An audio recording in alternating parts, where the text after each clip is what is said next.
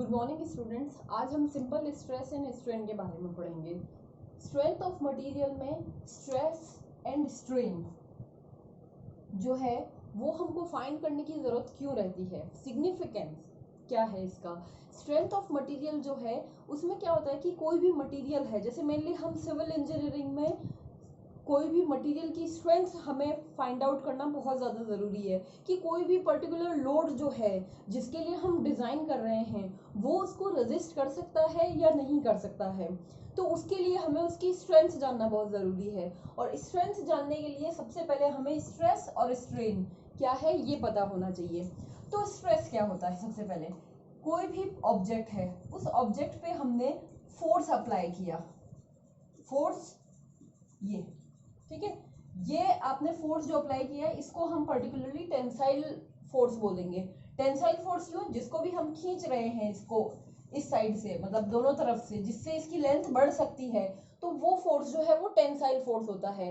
एक होता है कंप्रेसिव। तो कंप्रेसिव में क्या होता है कि अगर हम किसी भी मटेरियल को दोनों तरफ से पुश कर रहे हैं तो ये हमारा कौन सा फोर्स होगा, कंप्रेसिव फोर्स होगा।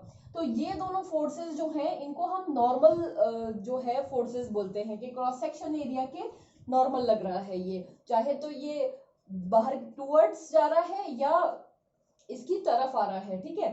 तो अब इसके अंदर क्या है कि यहाँ पे फोर्स जैसे ही आपने अप्लाई किया तो कोई भी मटेरियल जैसे ही फोर्स अप्लाई करते हो तो वो इसका फेलियर सडनली नहीं होता है। आपको जब आप धीरे धीरे फोर्स इंक्रीज करते हो तभी उसका जो फेलियर है वो स्टार्ट होता है। मेनली हम यहाँ पे डक्टाइल मटेरियल्स की बात कर रहे हैं, जो डक्टाइल टाइप्स के मटेरियल होते हैं जिनमें आप फोर्स लगाने के बाद में वो मटेरियल जो है वो उसकी लेंथ बढ़ती है, उसका क्रॉस सेक्शन एरिया पर्टिकुलर जगह से कम होता है और उसके बाद में उसका फेलियर होता है। तो ऐसे टाइप में आपने जैसे ही फोर्स लगाया तो बॉडी जो है, जो भी ऑब्जेक्ट है, उसमें इंटरनल जो रेजिस्टेंस है वो डेवलप होगा, यानी कि हर बॉडी रेजिस्ट करेगी एक्सटर्नल फोर्स को, वो हमेशा अपनी ओरिजिनल जो स्टेट है उसी में रहेगी, उसकी यही टेंडेंसी होती है। तो ओरिजिनल स्टेट में रहने वाली जो टेंडेंसी है वो क्यों डेवलप होगी कि आपके इस फोर्स, एक्सटर्नल फोर्स के अगेंस्ट इसके अंदर रेजिस्टेंस डेवलप होगा। तो उस इंटरनल रेजिस्टेंस को हम क्या बोलते हैं, स्ट्रेस बोलते हैं। इंटरनल रेजिस्टेंस को हम स्ट्रेस बोलते हैं, और स्ट्रेस जो है हमेशा एक्सटर्नल फोर्स के अपोजिट वर्क करता है। अपोजिट वर्क करेगा तभी वो बॉडी को उसकी ओरिजिनल स्टेट में रहने देगा। जैसे कि अभी हम जो है फोर्स, ये वाला फोर्स यहाँ अप्लाई किया, अब इसमें आप देखो ये फोर्स जो हम अप्लाई कर रहे हैं इसके अंदर क्या होगा कि ये दोनों तरफ से थोड़ा थोड़ा इंक्रीज होगा, यहाँ से और यहाँ से दोनों तरफ से इंक्रीज होगा ये, और उसके बाद में आपके पास में ये जो यहाँ मैं अगर ये क्रॉस सेक्शन की बात करती हूँ तो इसके अंदर क्या होगा कि जो आपने एक्सटर्नल फोर्स हमने इसमें अप्लाई कर रखा है, जो एक्सटर्नल फोर्स इसमें लगा रखा है P, इसके अगेंस्ट रेजिस्टेंस डेवलप होगा अपोजिट डायरेक्शन में, और इस रेजिस्टेंस को हम क्या बोलेंगे, स्ट्रेस बोलेंगे। एक्सटर्नल फोर्स के अगेंस्ट जो रेजिस्टेंस डेवलप होता है उसको हम स्ट्रेस बोलते हैं। तो स्ट्रेस क्या होता है, stress equal to force upon cross sectional area, external force divided by cross sectional area equal to stress, या फिर इसको आप क्या बोलोगे, इंटरनल रेजिस्टेंस। तो इंटरनल रेजिस्टेंस हमेशा, इंटरनल रेजिस्टेंस जो है वो हमेशा कौन सी डायरेक्शन में वर्क करेगा, जो हमारा एक्सटर्नल फोर्स है उसके अपोजिट वर्क करेगा, तभी कोई भी बॉडी जो है वो रेजिस्टेंस डेवलप करती है और वो अपनी ओरिजिनल स्टेट में रहने की टेंडेंसी उसकी रहती है। लेकिन ये हमेशा ऐसा नहीं रहेगा कि ओरिजिनल स्टेट में ही रहे। आप फोर्स बढ़ाते रहोगे तो क्या होगा, ये वीक होता रहेगा, रेजिस्टेंस जो है वो एक हद तक रेजिस्ट करेगा, उसके बाद में ये वीक होना स्टार्ट हो जाएगा, उसके बाद में फेलियर्स और ये सारा जो है इसमें स्टार्ट होता है।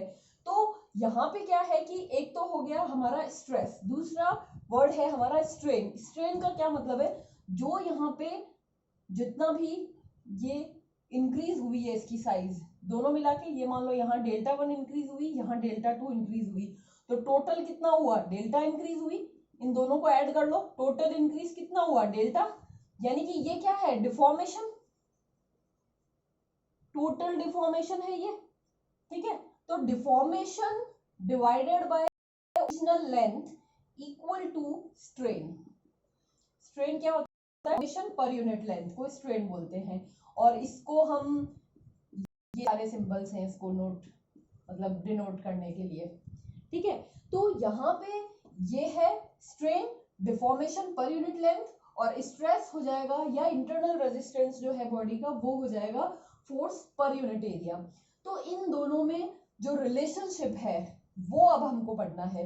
इन दोनों के बीच में एक पर्टिकुलर रिलेशनशिप है जो हर एक मटेरियल में डिफरेंट होता है, डिफरेंट ग्राफ बनता है हर एक मटेरियल का। जैसे हम डिस्कस करते हैं माइल्ड स्टील के लिए, माइल्ड स्टील के लिए जो ग्राफ है वो हमारा स्ट्रेस और स्ट्रेन के लिए कैसा बनता है वो हम अभी डिस्कस करेंगे, ठीक है। तो माइल्ड स्टील के लिए ग्राफ जो है वो इस तरह से बनता है, यहां से स्ट्रेट रहेगा, इसके बाद इस तरह से ऐसा रहेगा, और फिर ये ऊपर जाके और ये इस तरह से रहता है।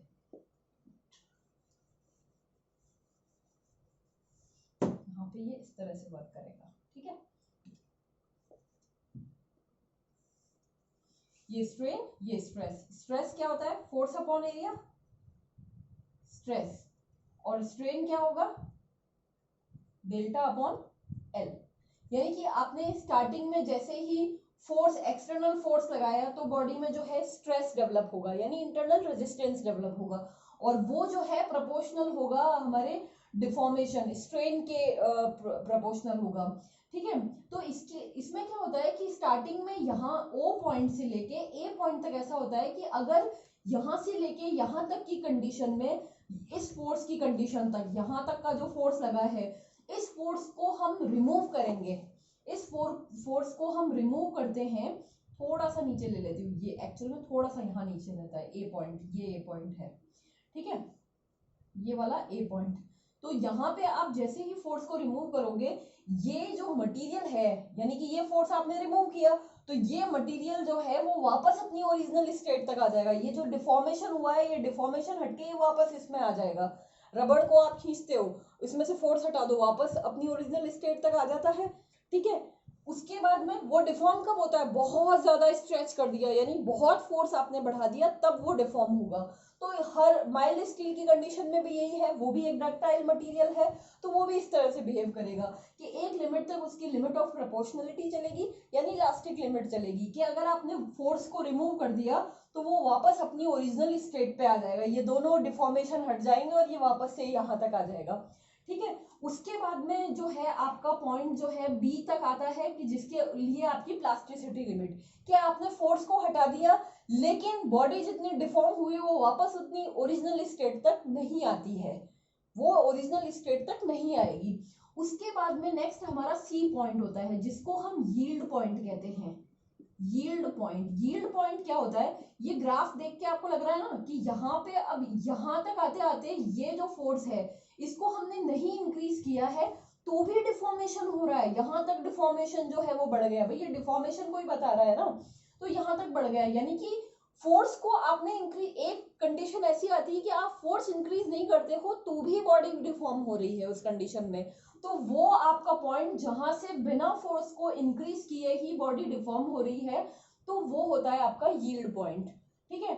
उसके बाद में यहाँ पे क्या है, अब यहाँ तक तो होगा, उसके बाद में जो मटेरियल है उसकी क्रिस्टलाइन प्रॉपर्टीज जो होती है वो क्या करती है, वापस से रेजिस्टेंस डेवलप करती है, यानी अब और फोर्स की जरूरत है, अगर उसको फेल करना है आपको तो उसमें और फोर्स आप अप्लाई करोगे, तभी ये देखो ये ऊपर बढ़ गया ग्राफ, और फोर्स की जरूरत है, और यहाँ पे आके ये अल्टीमेट स्ट्रेंथ जो है वो आती है, और फिर उसके बाद में इसका फेलियर आ जाता है, फेलियर यानी कि ब्रेक डाउन हो गया जो मटेरियल है, और इसमें आपने ये ग्राफ जो है ये डॉटेड डॉटेड करके ऊपर की तरफ जाता है फेलियर में।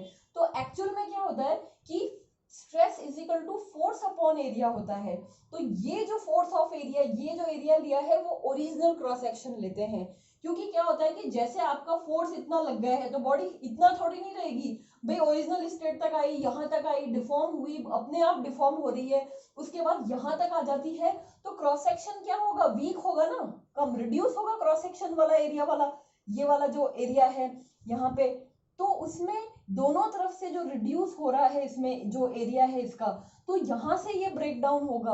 तो ये जो रिड्यूस्ड पार्ट है ये जो है हमारे पास में, ये डिवाइडेड बाय नहीं करके इसको क्या करते हैं, ओरिजिनल से ही डिवाइड करेंगे। लेकिन अगर ओरिजिनल से आप डिवाइड करोगे, एक्चुअल में तो ओरिजिनल से ही डिवाइड होना चाहिए, क्योंकि वहीं पे आपका रेजिस्टेंस जो है वो वहां पे वर्क कर रहा है।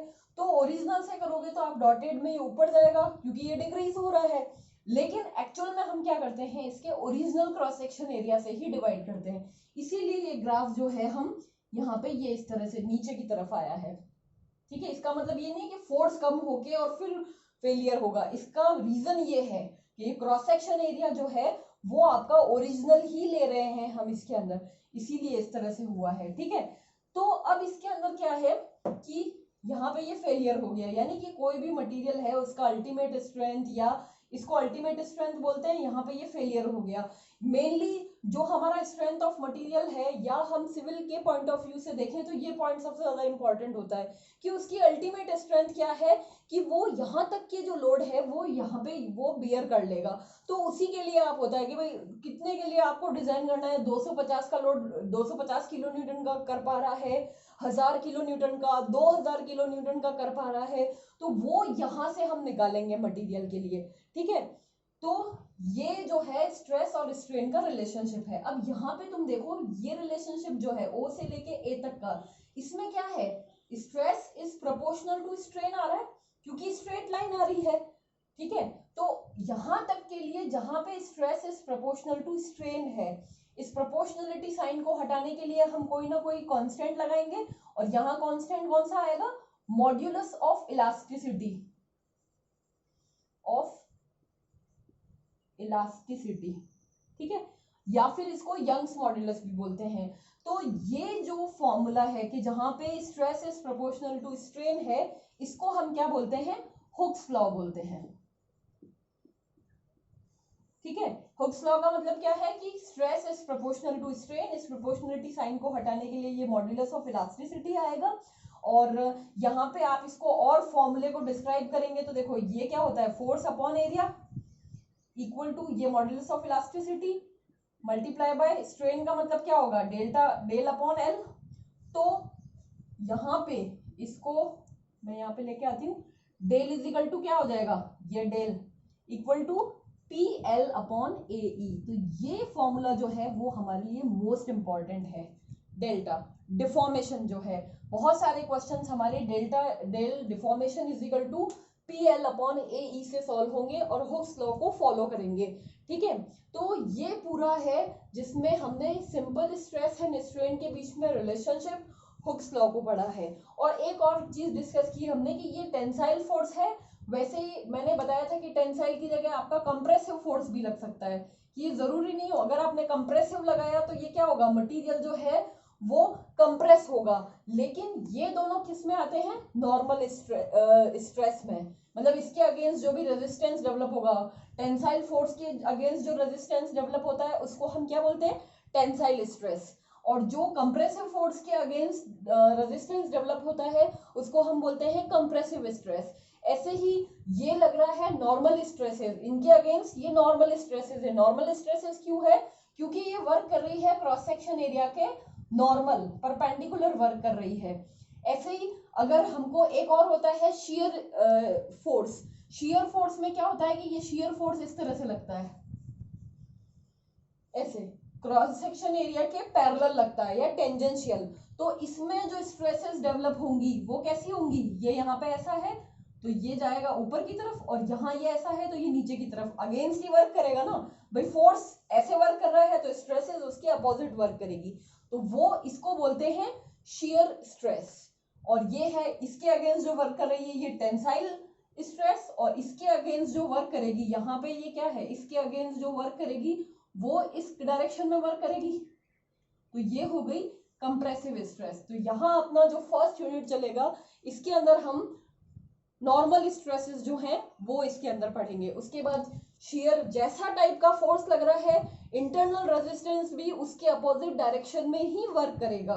अगर फोर्स क्रॉस सेक्शन एरिया के पैरेलल लग रहा है तो रेजिस्टेंस क्या होगा, उसके पैरेलल ही लगेगा लेकिन उसके अपोजिट लगेगा। वैसे ही टॉर्जन, अगर हम बेंड कर रहे हैं किसी को भी तो वो बेंडिंग फोर्स होगा, तो उसके अगेंस्ट कैसी स्ट्रेसेस जनरेट होगी, बेंडिंग स्ट्रेसेस। अगर हम ट्विस्ट कर रहे हैं मटेरियल को, तो ट्विस्ट कर रहे हैं तो जो फोर्स लगा रहे हैं उसके अपोजिट जो स्ट्रेसेस जनरेट होगी उसको हम क्या बोलेंगे, टॉर्जनल स्ट्रेसेस। तो इस तरह से जैसे टाइप का फोर्स लग रहा है उसके अगेंस्ट उसका रेजिस्टेंस उसके अपोजिट वर्क करेगा और उसको वही वैसे ही टाइप की वो स्ट्रेसेस होगी।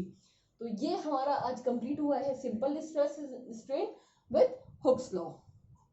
Thank you.